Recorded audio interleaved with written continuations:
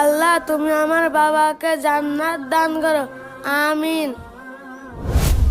দাঁড়াও বাবা, দাঁড়াও, আমার জন্য একটু দোয়া করে যাও। আমার সন্তানকে বলবে আমার জন্য যেন দোয়া করে যায়। ভাই, তোমার কবরে এত শান্তি কেন, আর আমার কবর এত অন্ধকার কেন? ভাই, এগুলো সব আপনার নিজের হাতের কামাই। আপনার মনে আছে আপনি দুনিয়াতে কি করতেন? শোনো বাবা, অনেক পড়ালেখা করে বড় ইঞ্জিনিয়ার হতে হবে আর অনেক টাকা কামাতে হবে। বাবা, আমি কোরআন এক পারা হিফজ করেছি। আলহামদুলিল্লাহ বাবা, এই জন্যই আমি তোমাকে নিয়ে গর্ব করি।